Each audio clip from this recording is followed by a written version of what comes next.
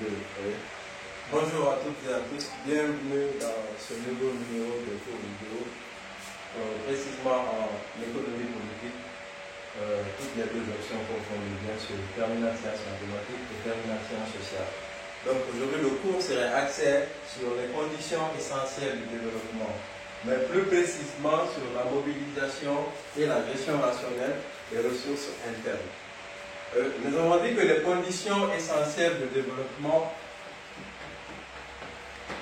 représentent en quelque sorte des stratégies ce sont les stratégies que les pays sous-développés doivent mettre en place, doivent mettre en œuvre pour sortir du sous-développement et aller vers le développement. Et ces conditions essentielles du développement, nous les avons citées. Nous avons dit que bien avant elles, il faut tout de même mettre en place d'abord des préalables pour un véritable développement. Ces préalables, nous les avons cités. Nous avons dit qu'il y a l'indépendance politique, qu'il y a la bonne gouvernance et qu'il y a l'existence et l'application des principes démocratiques. Ensuite, nous avons parlé des conditions essentielles du développement. Nous avons commencé par la planification de l'économie nationale. Et aujourd'hui, nous allons voir la mobilisation et gestion rationnelle des ressources internes. Et après, nous verrons la coopération économique internationale et enfin, nous allons étudier l'intégration économique. Mais aujourd'hui, précisément sur la mobilisation et la gestion des ressources internes. Avant d'aller à la définition, il est tout de même important d'abord de retenir que quand on parle de mobilisation,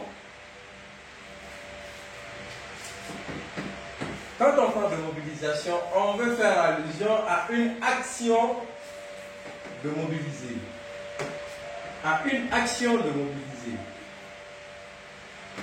On fait une mobilisation, c'est une action de mobiliser, c'est une action de faire un recensement, de faire une identification, de faire un inventaire. Mais qu'est-ce qu'on est censé mobiliser? On est censé mobiliser les ressources internes. Les ressources internes. Les ressources, d'abord, ce sont les moyens. Les moyens. L'État a deux possibilités de mobiliser les fonds. Les ressources peuvent être catégorisées en deux façons. D'abord, premièrement, il y a des ressources externes. Et deuxièmement, il y a des ressources internes. Les ressources externes, c'est lorsque l'État a un plan de développement et qu'il envisage de faire appel aux partenaires économiques, les bailleurs de fonds ou à un autre pays. Par exemple, la Guinée fait appel à la Banque mondiale pour financer un plan de développement ou pour financer un projet. Là, ces ressources obtenues de la part de la Banque mondiale sont considérées comme étant des ressources externes. Maintenant, quand on parle de ressources internes, ce sont des ressources qu'on mobilise sur place. Alors, pour ce faire, les économistes disent que lorsqu'un pays veut faire face à un développement, il est bon d'aller vers les partenaires économiques, des partenaires de développement, les bailleurs de fonds, mais il faut aussi compter sur ses propres moyens. Il faut mobiliser ses propres ressources. Vous mobilisez vos ressources et ensuite on vous demande une gestion rationnelle de ces ressources. Cette gestion rationnelle nous amène à quoi? Ça nous amène tout simplement à gérer nos ressources avec efficacité. Alors, à partir de ces détails, chers élèves, nous allons en quelque sorte définir la mobilisation et la gestion des ressources internes. Alors, vous devez retenir que la mobilisation et la gestion des ressources internes consiste à l'identification,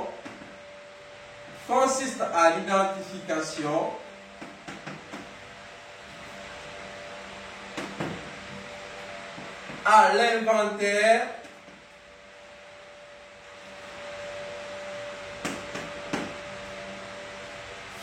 et à la collecte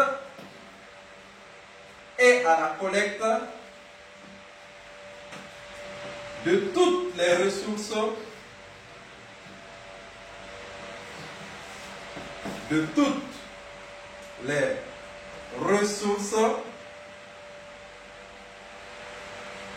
disponibles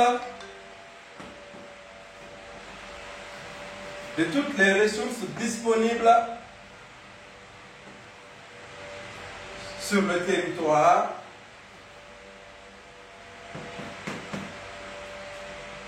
afin de les utiliser avec efficacité.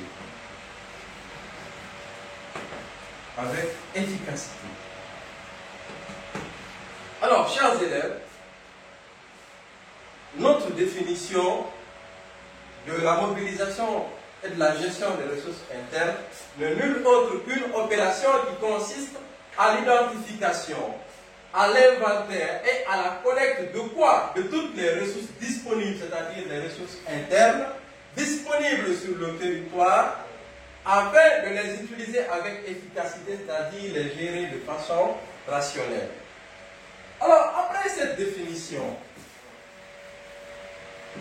vous verrez bien qu'il est important de mettre un accent particulier sur ces ressources internes.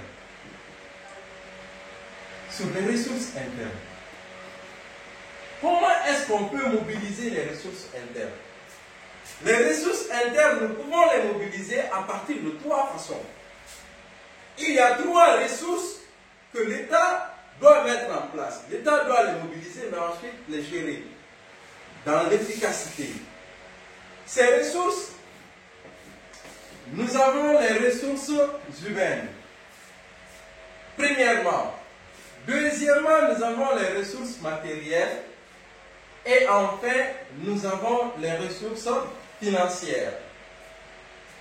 Alors, les ressources humaines, ce sont les potentialités d'une nation composée d'hommes et de femmes, mais dotée d'une faculté ou d'une capacité physique et intellectuelle dans le processus de production. C'est-à-dire, ce sont les hommes et les femmes qui ont une connaissance intellectuelle, qui ont un savoir-faire dans un domaine précis, mais qui sont aussi bien portants, parce qu'on parle de personnes physiques qui a doté d'une capacité physique. C'est-à-dire que tu dois être bien portant sur le plan de la santé, sur le plan sanitaire. Parce que celui qui est malade ne peut pas travailler. Celui qui ne connaît pas ne peut pas travailler. Donc ce sont des hommes et des femmes qui sont bien portants et qui sont dotés d'une faculté intellectuelle qui rentre dans le processus de production. L'État a donc l'obligation de procéder à la formation de ces hommes et de ces femmes. L'État doit former ces cadres. Lorsque l'État forme les cadres, l'État a l'obligation au même moment de mettre en place des postes ou de confier des postes de responsabilité à des hommes et des femmes qui peuvent réellement diriger ces postes. L'homme qu'il faut à la place qu'il faut. C'est-à-dire confier des postes de responsabilité aux personnes qui sont aptes de mener à bien ce poste ou le travail qui leur a été confié. C'est pourquoi il faut mettre un accent particulier aussi sur le mérite. Sur le mérite. Parce que dans la plupart des pays sous-développés, nous constatons que les nominations sont souvent faites à la base du militantisme. C'est-à-dire les gens qui sont autour du chef de l'État ou les gens qui constituent le gouvernement sont pour la plupart des militants du parti présidentiel ou des amis au président. C'est pas mauvais de récompenser, c'est pas mauvais d'être redevable aux gens qui t'ont permis d'être président. Mais il faut mettre des gens qui sont capables de gérer le poste. Il faut mettre aussi un accent particulier sur les ressources matérielles. Les ressources matérielles, c'est l'utilisation que les hommes et les femmes font dans le but de créer de nouveaux biens et des services. À ce niveau, on a affaire aux équipements. Et pour les mobiliser, il faut toucher immédiatement les trois secteurs d'activité à l'économie. Nous avons le secteur primaire, le secteur secondaire et le secteur tertiaire. Nous avons dit que conformément au programme, les deux premiers chapitres, c'est-à-dire le premier chapitre qui est consacré à la notion du sous-développement et le deuxième chapitre qui est consacré aux caractéristiques du sous-développement, ces deux premiers chapitres, nous avons dit que ce sont des chapitres qui sont essentiellement qui évoque essentiellement les problèmes ou les difficultés rencontrées dans les pays sous-développés. Alors, contrairement à ces deux premiers chapitres, ce troisième chapitre, parlant des conditions essentielles du développement, est un chapitre qui vient pour apporter des remèdes, pour apporter des voies et moyens, pour apporter des stratégies ou des solutions, pour finir avec ou pour trouver des solutions concernant les problèmes qui ont été évoqués dans les deux premiers chapitres. Nous avons dit que les ressources matérielles doivent être accentuées essentiellement sur les trois secteurs d'activité. D'abord, le secteur primaire. Le secteur primaire, c'est quoi? Nous avons dit que c'est un secteur qui est censé exploiter les ressources naturelles. À ce niveau, c'est la production de la matière première, sans procéder à la transformation.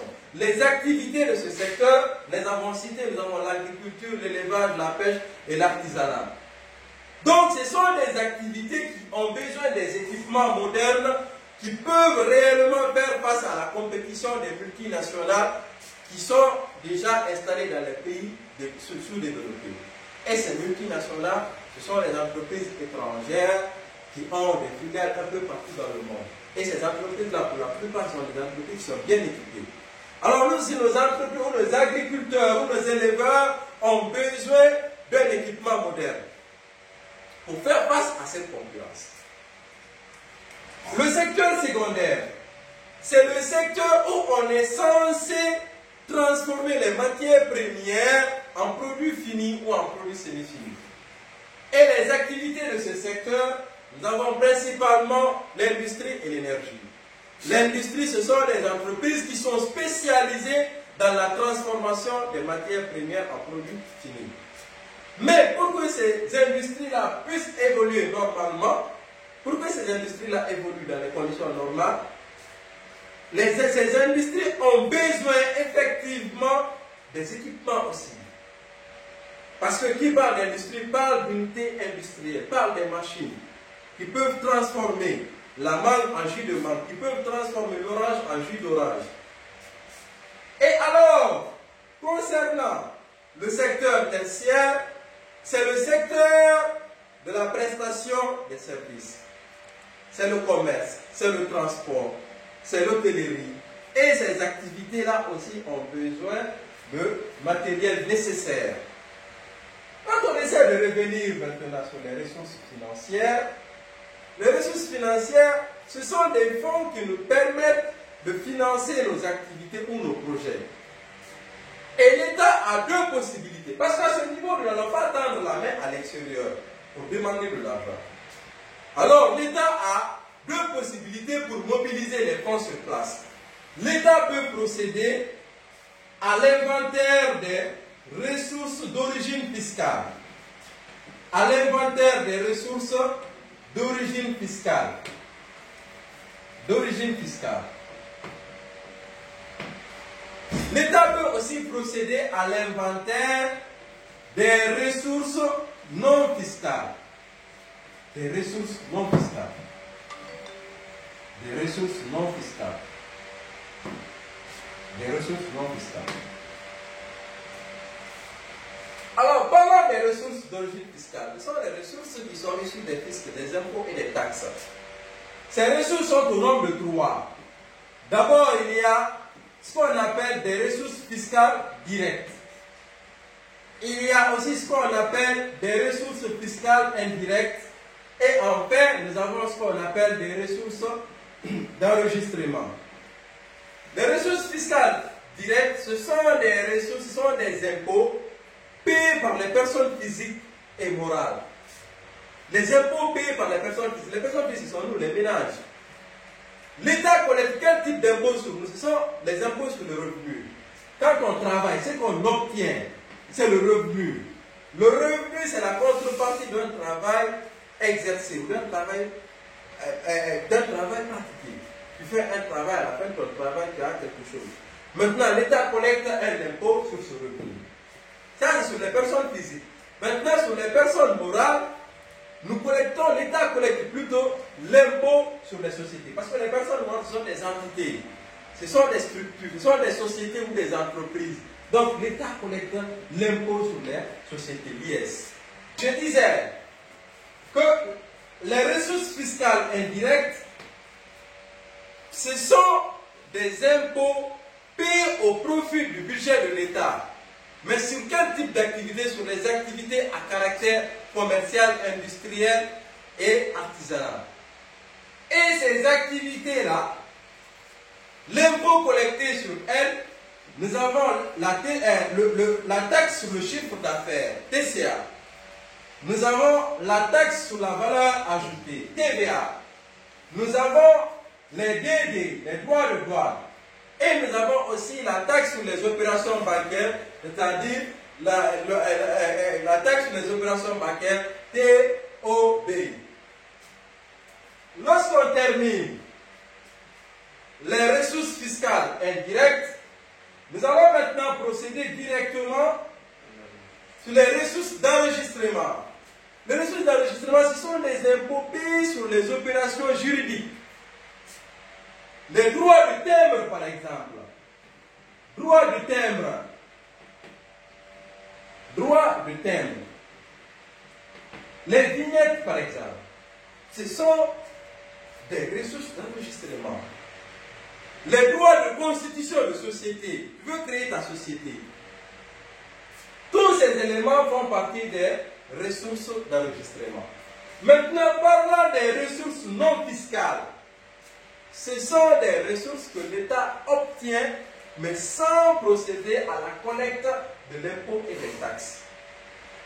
L'État peut, par exemple, procéder à la vente des matières premières. La vente des matières premières. Lorsque l'État vend ces matières premières, l'argent qu'il obtient à ce niveau, ce n'est pas une somme qui a été fiscalement obtenue. Non, c'est à la suite d'une vente. La vente des domaines aussi fait partie des ressources non fiscales. Les épargnes publiques aussi font partie des ressources non fiscales. Les épargnes publiques. Donc l'État a cette possibilité de mobiliser, ce sont ces deux possibilités qui s'offrent à l'État pour mobiliser les fonds à l'interne. Alors dès après cet élément, le dernier passage à expliquer, ce sera sur l'importance de la mobilisation, l'importance de la mobilisation et de la gestion des ressources internes. Première importance d'abord,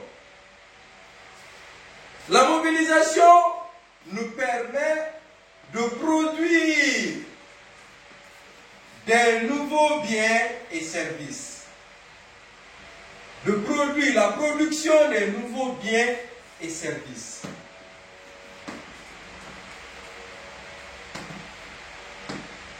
La mobilisation et la gestion des ressources internes nous permet d'autofinancer nos activités. Soit on autofinance ou on finance en grande partie nos activités. L'autofinancement. Lorsque vous avez la possibilité d'autofinancer vos activités, lorsque vous avez cette possibilité, tout de même que vous allez faire votre plan de développement et que vous allez l'adresser ou l'orienter vers les partenaires économiques ou vers les institutions financières, lorsque ces institutions financières-là se rendront compte que vous avez vous-même financé quelque partie du projet ou financé en partie le projet, ces investisseurs-là vous feront, c'est un signe de confiance que vous êtes en train de susciter envers vos partenaires étrangers. Alors, cette confiance va permettre directement aux partenaires de venir financer vos activités, c'est-à-dire attirer les investisseurs. Attirer les investisseurs. Et lorsque les investisseurs viennent, c'est la production qui augmente. Lorsque la production augmente, c'est le nombre d'emplois qui augmente. Lorsque le nombre d'emplois augmente, ça crée ça renforce le pouvoir d'achat. Lorsque le pouvoir d'achat est renforcé et que les entreprises sont compétitives, automatiquement ça améliore la croissance économique. Amélioration de la croissance économique. Donc, grosso modo, chers élèves, c'est tout ce qu'il fallait retenir sur la mobilisation et la gestion des ressources et la gestion rationnelle des ressources internes.